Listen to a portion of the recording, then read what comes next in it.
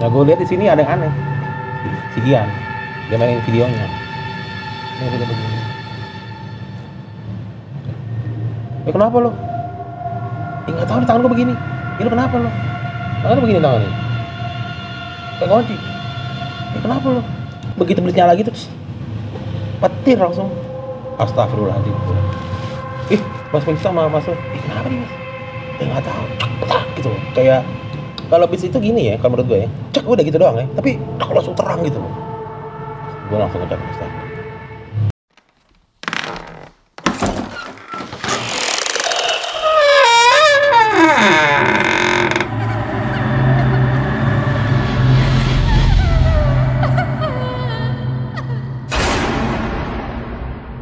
Assalamualaikum warahmatullahi wabarakatuh. Balik lagi di ngobrol.com dengan gue Jambe, salam lestari. Sekarang kita udah balik lagi di ngobrol.com. Kita sekarang ngobrol-ngobrol lagi nih. Dan masih dengan suasana pendakian mistis. Nah, pada malam ini kita udah kedatangan Bang Heru. Apa kabar Bang Heru? Baik, alhamdulillah. Alhamdulillah. Nah, Bang Heru ini kalian udah tau lah.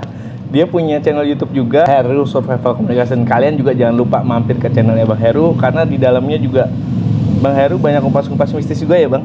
Iya. Ya, teman-teman sekarang kita akan ngobrol dengan Bang Heru. Ngobrol apa nih Bang malam ini? Waktu itu pendakian gue ke Gunung Kelut di tahun 2013. Nah Bang Heru, boleh kasih tahu nggak nih Bang? Kisi-kisinya kayak gimana sih Bang? Nah, waktu di tahun 2013 itu pas gue umur 40 tahun ya. Di bulan Juni, jadi waktu itu gue sama temen gue memang ada acara kayak kita membuat dokumentasi sebuah foto acara haul Bung Karno di makamnya beliau di daerah Blitar. Nah setelah dari haul itu nggak ada rencana tiba-tiba yuk naik yuk ke Gunung Kelut. Ternyata setelah dari pendakian itu terornya sampai kita pulang ke Jakarta. Nah buat teman-teman, pokoknya kalian jangan lupa subscribe, like, komen di ngobrol.com buat lihat video ini selanjutnya bagaimana. Kita langsung dengerin aja nih tanpa berlama-lama cerita dari Bang Heru.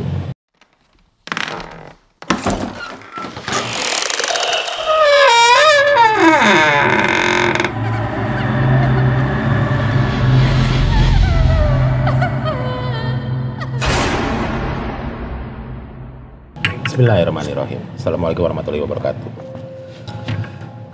Ketika itu di tahun 2013 di bulan Juni, tepat gue berumur 40 tahun, dan waktu itu gue juga masih bekerja di salah satu perusahaan swasta. Dan memang waktu itu perusahaan swasta itu meng-hire gue untuk kayak bikin itu mungkin sejenis company profile ya, atau annual report. Dan memang saat ini memang bos ini sangat suka sekali dengan sejarah, dia ngefans sekali dengan bapak pendiri bangsa kita, Soekarno. Nah, akhirnya dibikin ARAB segala macam. Terus aku tanya, ini temanya seperti apa? Dan nanti kita datang acara haulnya, dan itu memang rame itu. Ya, bikin sebuah perencanaan, terus kita kesana tuh jalan darat naik mobil. Kita dari Jakarta tuh 2 mobil. Tak berapa jam ya, hampir 24 jam. Berapa jam beristirahat. Nah, sebelum sampai kota Blitar tuh tempat kita mampir ke tempat temen di daerah Kediri. Daerah Kediri, mampir. Terus ada beberapa peralatan harus kita lengkapin. Terus jalanlah kita ke tempat makam Bung Karno. Nah, sebelum Bung Karno itu lahir tanggal 6 Juni tuh 1901. Waduh, kesana jalannya penuh banget, macet. Terus kita beristirahat di sebuah warung. Nah, pas udah di sebuah warung, ya namanya haul ya, banyaklah orang hilir mudik nawarin kayak makan apa segala macem. Gue makan nih Mbak, baru nih posisi gue seperti ini, gue ngerokok. Ada seorang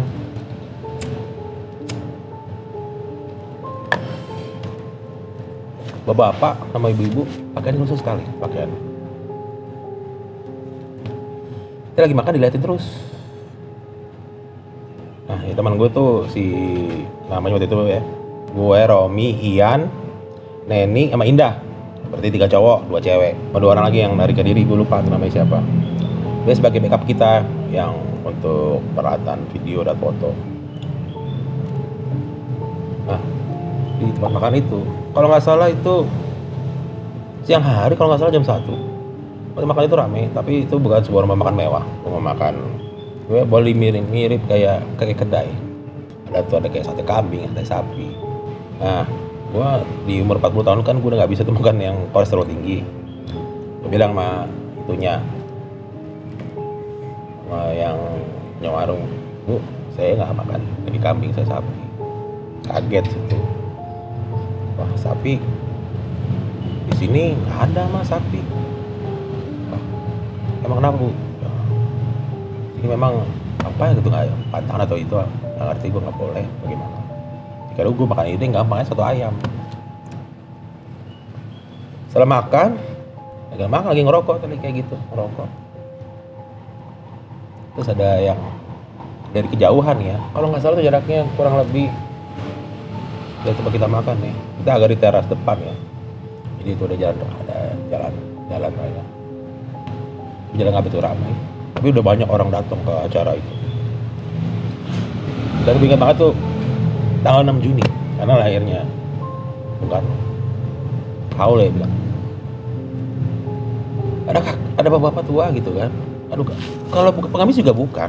Kalau dibilang mah pakai sendal. Terus ada dia memegang apa sih? Bukan apa, membawa kayak buntelan gitu kan. Dia ngeliatin begini. Lagi begini teman gue bilang, "Indah. Mas Heru, bapak-bapak itu ngeliatin kita ini banget sih. Bapak-bapak mana?" Gitu. Gue liatin. Waduh. "Pak, sini." Ibu sini. Nggak mau. Gue samperin. Dia nunduk aja. Dia nunduk. "Bapak Ibu kok makan?" Ini diem aja. Kasih duit nggak mau. Tiba-tiba ibunya, emang si istri itu ibunya, "Mas, memang setelah dari acara haul Bung Karno mau naik Gunung Kelut ya?"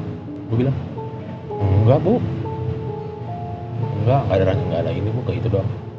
"Pasti Mas mau naik Gunung Kelut ya?" "Enggak Bu, itu cuma acara itu doang, acara haul Bung Karno."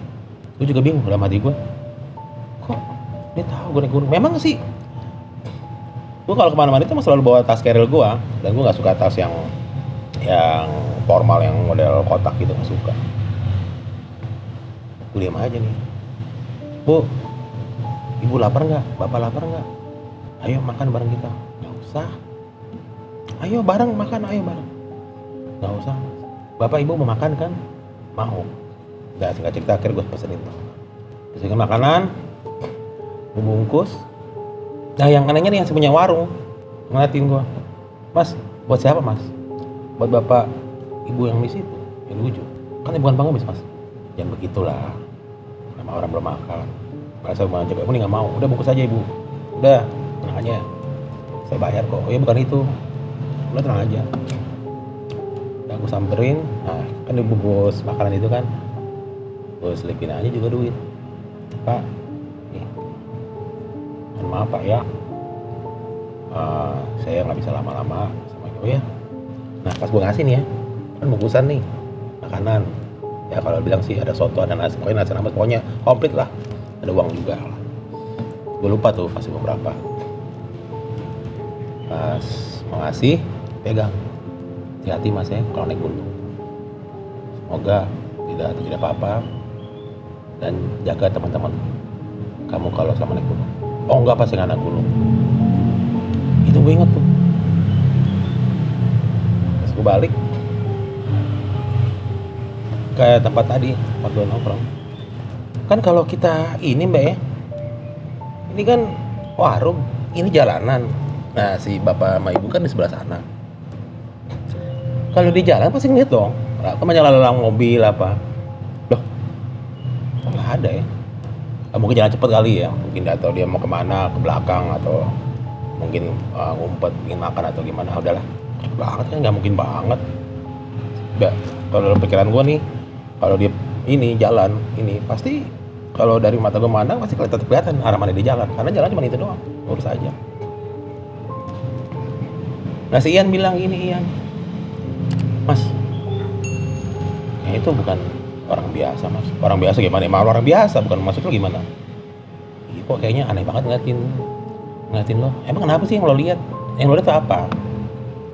Yang kita lihat ya, tanya nih semuanya nih, tanya tuh si Neni sama Indah ngeliatnya. Tuh bapak ibu kayak seolah-olah begini nih. Tapi bagi gue tuh biasa aja ngobrol. Ah udahlah, mungkin lo ngantuk habis makan, lo makan kambing lalu lo ngantuk nih. Nah, singkat cerita, kita datang ke tempat Bung Karno. Udah selesai. Wah itu penuh banget tuh Mbak. Wah banyak peziarah, bukan itu doang, dari beberapa pesantren. Wah itu banyak, ada pejabat daerah, mungkin kalangan pejabat atas juga pada datang. Gue kerepotan tuh. Wah gue udah buka kamera nih, gimana ambil angle nih ya. Banyak wartawan juga, banyak wartawan lokal juga ada, wartawan nasional juga ada, banyak beberapa stasiun TV. Wah pas gue lagi ini aduh gimana nih, udah kedesekan.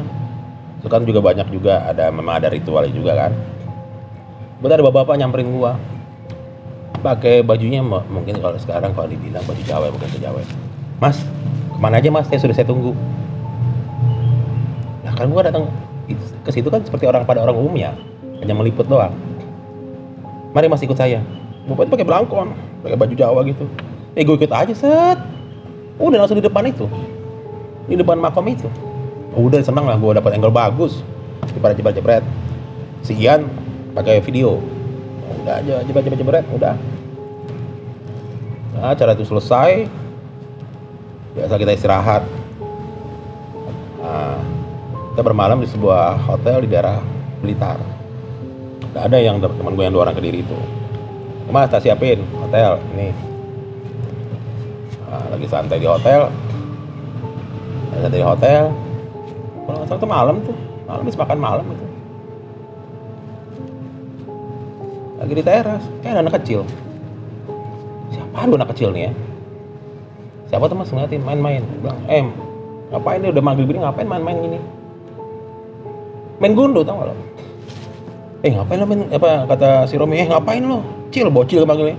Ngapain lo main gundu di sini? Maghrib main gundu. Terus anak-anak itu ketawa-ketawa aja tuh kan. Kalau gundu kan ada ukuran kecil. Ini ukurannya gede-gede sampai segini. Begini. Dia ketawa terus gini nih. Gini main gundu tek gitu kan. Ih, gila jago juga nih anak nih. Gue pikir. Juga anak kecil itu nyamperin gua. Anak normal biasa pakai kaos, celana. Terus ada pakai kaos kutang ini yang putih. Kasih gundu. Mas. Buat Den Mas. Oke, Mas. Gue diem aja. Gundu gede 2 biji. Apaan lu enggak mau. Mbak pegang aja. Gundu. Lihat gundu, biasanya kan gundu itu ya gue juga sering main gundu. Kok aneh bentuknya ya? Gue kantongin aja, udah. Nah, di antara ada anak kecil itu, kalau nggak salah itu 3 orang. Langsung begini aja, mau naik Gunung Kelut ya? Nah, si Romi, so tau lo, nggak mau naik gunung. Udah nggak apa-apa, biar sama anak-anak. Nah, sini, gue kasih duit. Apa nih, Den Mas? Panggil gue Den Mas. Nama saya bukan Den Mas, nama saya Heru. Makasih Om Heru. Nih buat jajan. Katol pas dia jalan nih, hilang. Udahlah, sama dia maghrib. Nggak tahu anak itu kan lari cepet banget. Dah. Setelah itu, udahlah kita istirahat lah, kita malam itu capek banget kan karena dari siang itu kan udah panas meliput itu. Pas dan kebetulan itu kalau nggak salah itu hotel tua. Terus yang si Neni sama Indah itu malam itu teriak, ketok kamar, ngapain lu? Mas, gue sini aja tidur deh. Kenapa? Gila, kamar gue digangguin. Apaan sih? Itu anak kecil pada main gundu. nggak mungkin modal, bohong. Gue nggak ada. Udah deh, nggak usah ribut deh, udah capek deh, udah semuanya kita pindah ke kamar ini. Jadi kamar itu tukeran. Emang kamar tuh cewek-cewek itu di belakang, kamar kita agak depanan, ke teras, tukeran. Udah singkat, kita malam itu tidur tidak apa-apa. Besok paginya, biasa ada temen gue orang Kediri itu datang ke hotel, breakfast, ngobrol, gimana hasilnya gini, kita review, lihat, wah ini bagus nih mas, gini. Dar salam dari bapak, ya kan, sponsor dia bosnya. Oh iya, nanti kita ke Polres Jakarta nanti tunggu hasilnya ini. Terima kasih atas ininya. Nah yang orang Kediri ini, rumahnya dia bilang begini, Pak Heru suka naik gunung ya? Asal tahu dari mana? Itu saya lihat di kamarnya ada tas keril. Ya dulu, kalau sekarang udah nggak pernah. Udah pernah naik gunung belum? Belum sih. Saya nggak sini nggak mau naik gunung. Saya di sini ada kerjaan. Iya, tapi kan di sini kan lama sampean. Kan saya harus lapor ke bos saya. Nah, bos saya memang lagi luar kota. Nanti setelah dikonfirm hasilnya, nanti adalah buat Mas Heru dan teman-teman adik dari bos saya. Sian gini, iya. Mas, ya nanti boleh juga tuh. Pas gue mau ngomong, tapi kan kita di hotel ini kan jam 1 hari. Udah mas mau di sini berapa hari, kita yang tanggung. Sekarang gue baru ingat orangnya, tadi sore agak lupa. Itu namanya Mas Miftah sama Mas Nur. Ya, sama Mas Nur. Kurang lebih beliau tuh usianya hampir seumuran saya deh. Mas itu mas saya doang paling tua. Kurang lebih antara 35 sama 38 untuk Mas Miftah dan Mas Nur. Nah Mas Miftah itu bilang, oh enggak mas, lalu saya pikir dulu deh. Yaudah, saya sediain mobil, silakan jalan-jalan. Nanti kalau butuh apa, bilang sama driver, mau jalan kemana aja, ntar dianterin. Mau makan, mau ini, sembari saya nunggu bos saya, bebas mas. Pokoknya sampai di sini tamu saya, makan, mau jalan. Tapi saya juga pengen naik gunung nih om, kata Mas Miftah. Dia bilang, dulu sering naik gunung, tapi udah lama karena nggak ada temennya. Mungkin Mas Heru mau nggak naik gunung Kelut? Kan sayang mas kalau kesini, kalau nggak naik gunung Kelut. Bagus tempatnya gini-gini. Udah di brainwash semalam itu lah, apa gunung Kelut di tempat wisata segala macam di tahun 2013 itu. Ya, mikir tuh semalaman tuh, gimana ya? Ya kalau cewek-cewek ini kan biasa, mau pada mungkin ke tempat belanjaan atau tempat shopping apa gitu daerah sana kan. Mobil dikasih, mobil ada 2 malah, standby mobil 2. Lo mau nggak dong naik gunung Kelut? Ya mau nggak ya? Katanya ada video. Saya juga cuma di hotel dong, cuma di hotel makan jalan cuma gitu doang. Ngapain ya? Terus gimana? Nggak mau nggak lu? Ibu sih ayo aja sih mas. Memang dibilang sama Mas Miftah pas waktu obrolan malam itu, gunung Kelut itu untuk trekkingnya kalau nggak salah tuh jalan santai itu 6 jam.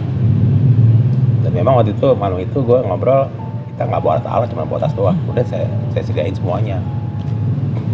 Mau nggak? Jalan santai aja. Itu kata 6 jam loh. Lalu deh gue mikir jangan lama-lama. Nah, paginya datang lagi Mas Miftah dan Mas Nur. Gimana mas? Mau ikut nggak? Alat-alat udah saya ini, nanti ada anak buah saya nganterin. Dianterin atau alat-alat itu. Sebutannya sama temennya cewek nih, si Indah sama Neni. Lo mau ikut nggak? Ya boleh deh. Tapi gua nggak mau naik gunung, di bawahnya aja, di base campnya. Ya udah oke. Jalan-jalan. Ya deh. Karena bengong juga kan, karena kita bareng mau naik gunung bertiga. Ya kita setelah makan pagi itu, berapa lusa keesokan harinya jalan ke Gunung Kelut. Itu tempat bagus banget tuh, tempat wisata. Semua logistik sudah kita beli, ya biasa lah standar, kita beli nasi, mie instan. Itu udah ada kompor gas, sudah ada. Pokoknya udah tinggal tenang aja. Sampai gue bilang, Mas Nur ini gimana? Udah mas, saya cek dulu. Lagi lihat gitu, begitu saya nge-packing, langsung, wah ini mah kalau udah saya lihat nge-packingnya mah udah sering naik gunung nih. Ah itu udah lama mas. Saya udah lama nggak naik gunung, mungkin ada 10 tahun kali. Terakhir tahun berapa? Tahun 2009. Apa 2000 apa 2001 udah itu saya pengen naik gunung lagi. Udah kita jalan santai. Ya. Kita jalan ke daerah namanya kecamatan ini kalau nggak salah ya, base camp itu namanya Tulungrejo. Semua persyaratan mungkin masih maksis segala macam itu Mas Nur sama Mas Miftah. Nah rupanya Mas Nur dan Mas Miftah itu di base camp itu sudah dikenal. Ngobrol pakai dialek bahasa mungkin ya Suruboyoan itu, are itu. Ngobrol. Ini saya ajak beberapa ada tamu saya ini dari Jakarta. Kemarin ada acara Haul Bung Karno, bla bla bla bla. Ngobrol. Nah, waktu itu kita nyampe siang ke base camp Tulungrejo. Mana Gunung Kelut ya? Iya. Berapa jam? Kurang lebih 6 jam. Ya udah lama nggak naik gunung, udah santai aja. Cek lagi peralatan, komplit kita bawa tenda. Itu bawa tenda 2. Satu isi 4, satu lagi isi 2. Jalan. Jadi lihat. Nah, dari pos perizinan ke pos 1, nah sebelum itu ditanya, Mas, ini mohon maaf nih kalau selama di trek ini tidak ada air. Ini otomatis pada bawa jerigen, bukan jerigen kalau gue bilang sih, water tank. Dari pos perizinan sampai pos 1 kurang lebih jalan ada 2 jaman ada tuh. Jalan itu jalan siang. Nah, istirahat. Nah, situ juga ada shelter ya, kayak kayu-kayu gitu. Istirahat. Biasalah kalau anak sekarang tuh bilangnya mungkin sebat-sebat gitulah. Itu jalan ada lumayan tuh. Dari pos 1 ke pos 2, lumayan tuh jalannya. Itu hutannya itu vegetasi rapat. Dan jalannya menyempit. Dan memasuki itu banyak pohon-pohon besar. Dari situ banyak kita diserang. Pacet. Buset pacetnya banget. Pacet. Wah, udah galak kabut itu. Karena waktu itu jadi gue berlima ya, berarti gue, Ian, Romi, Mas Miftah dan Mas Nur. Kalau cewek-cewek cuma di bawahnya di base camp. Dia ada satu tempat penduduk, dia tidur di situ. Si Neri dan Indah.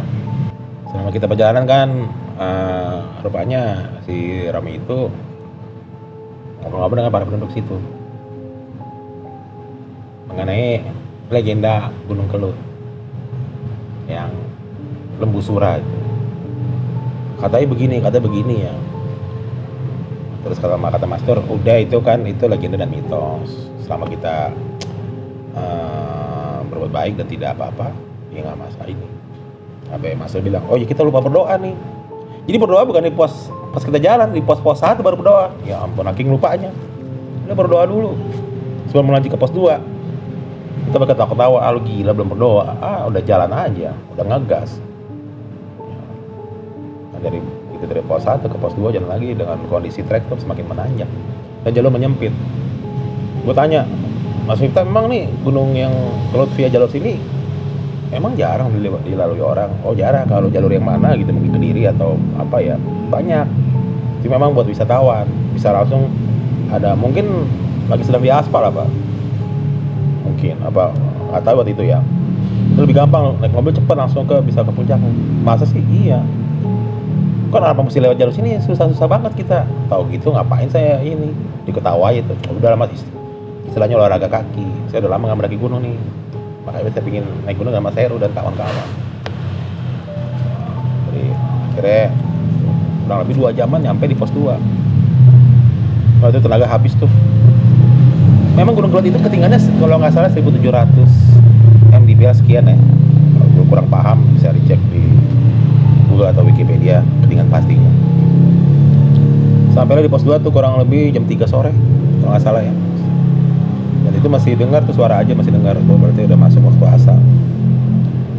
Setelah kita buka itu dulu lah, kita nggak buka tenda, buka itu dulu peralatan masak, kopi ya. Nah kita istirahat di pos 2 cukup lama, kurang lebih setengah jaman. Nah, dari pos 2 itu biasa ngobrol santai. Nah gue lihat di sini ada yang aneh, si Ian, dia mainin videonya, ini video begini. Ya kenapa lo? Nggak tahu nih tangan gue begini. Ya lo kenapa lo? Tangan lo begini tangan ini. Kayak kunci. Ya kenapa lo? Mas Nur nggak ini Mas Nur. Mas Ian. Istighfar Mas. Kalau mau ambil gambar, ya mohon maaf ya. berdoa dulu apa mungkin Mas Ian atau saya nggak ngerti nih, tapi nggak apa-apa Mas. Oke, Mas Nur kayak tenangin si Ian. Entah apa yang dibaca-baca doa oleh Mas Nur ini. Nah, gua pas lihat si Ian itu, udah lu lepas dong. Kalau mungkin handicap bentuknya begini ya, lu kagak bisa lepas tangannya. Ian lo, aduh Ian lemes ya, Ian lemes. Gue udah lemes nih Mas, gue udah lemes tangan gue nggak bisa ini. Jadi kayak seolah-olah tuh nih handicap, itu jari tuh nempel kayak dilem, be. Gue langsung lihat begini, gue hatiin lagi, aduh. Itu kan masih sore, dalam hati nih. Gue bilang, aduh mohon maaf nih. Dalam hati gue izin aja, mohon maaf nih, dalam hati gue ya, dalam hati. Mohon maaf nih yang saya kesini ingin jalan-jalan dan bertamu. Dalam hati gue tuh. Ajabnya pas setelah itu tangannya bisa kebuka. Mas Nur sama Mas Miftah ngeliatin aja. Mas, lu mau ngapain? Enggak bang, ngapain? Tadi saya bengong aja. Saya ngelepasin tangannya si Ian itu dari handicapnya karena begitu. Bilang Ian, kenapa lo? Udah itu dulu, ngerokok dulu. Ian bengong. Bayan, lu jangan bengong sini ya. Jangan banyak bengong di gunung. Udah jalan lagi yuk. Ini udah mulai dingin. Jalan lagi. Nah, itu akhirnya menuju ke pos 3. Jalan semakin apa ya? Itulah kalau gunung pendek nggak boleh kita remehin. Jalan itu semakin menanjak, Be. Waduh tenaga, udah lama nggak naik gunung. Habis tuh badan gua tuh. Keringetan udah nggak usah ditanya lagi nih tuh. Sampai keril, sampai yang buat ininya juga basah, keringetan juga. Kotak-kotak aja Mas Miftah sama Mas Nur. Udah Mas, lagi pos 3. Usahakan kita sebelum sampai pos 3, sebelum maghrib kita mesti nyampe. Oh iya. Nah, sebelum sampai pos 3, si Romi kan mainin handicapnya si Ian. Udah Rom, nanti aja main handicapnya. Udah sore gini, tanggung Mas Bro. Tanggung nih, lagi bagus. Emang Gunung Kelot itu bagus banget ya begitu udah kita mau mencapai pos 3 itu udah. Tapi memang kita sih rapat, tapi ada membentuk kayak bayangan senja itu bagus banget, kayak mungkin apa dibilang sunrise ya. Itu waktu itu langitnya itu kayak kuning jingga, itu bagus banget. Sempat berhenti itu, wah boleh nih. Cuma pas di foto kita jadi siluet, ya kan jadi siluet. Jadi pakai blitz aja blitz, tapi blitznya bukan blitz yang eksternal ya, pakai yang fill in yang kecil. Nyalain dulu, nyalain. Oke, 1, 2, 3. Kan kalau kamera itu kan tek kayak mancing mata kucing kan. Begitu, tak, buset itu. Begitu blitznya lagi tuh, petir langsung. Astagfirullahaladzim. Mas Miftah sama Mas Nur, kenapa nih Mas? Ya nggak tahu, tak gitu loh. Kayak kalau blitz itu gini ya, kalau menurut gue ya, cek udah gitu doang ya. Tapi langsung terang gitu loh. Gue langsung ngecek astagfirullah. Langsung gue diam aja nih. Kenapa? Sampai kayak kita semua begini semua nih kesilauan. Termasuk gua, ada yang mata si Romi kan. Aduh, kenapa? Kayak gimana sih ya lo di potret, cek gitu kan, pasti mata lo kan plong gitu loh. Gua langsung bengong. Terus gue lagi bengong gini nih. Kalau udah masih mungkin jam 4-an gitu, jam 5 gitu. Gue lihat nih apaan ya? Gue tadi orang nih, siapa yang lewat ya? Setahu gue kita mendaki ini cuma berlima. Ya orang siapa kok pakaiannya kayak pakai zaman dulu. Gue diem aja. Nah si Mas Nur sama Mas Miftah, Mas Nur liat apaan? Gak apa-apa. Tapi sih senyum aja, gak apa-apa Mas. Tapi kan gue cepat ngomong. Mas kan kita berlima Mas yang naik gunung. Itu 200 siapa Mas ya? Ah bukan pada orang sini.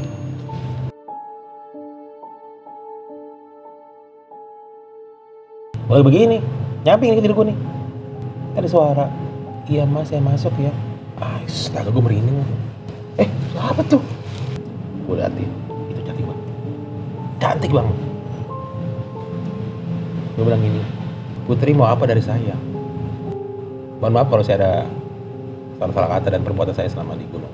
Kok mau balik lagi? Lo pulang lo semuanya. Wes, apaan nih? Terus mati melotot gue. Kenapa lo melotot? Kok mau balik lagi? Lo pulang semuanya.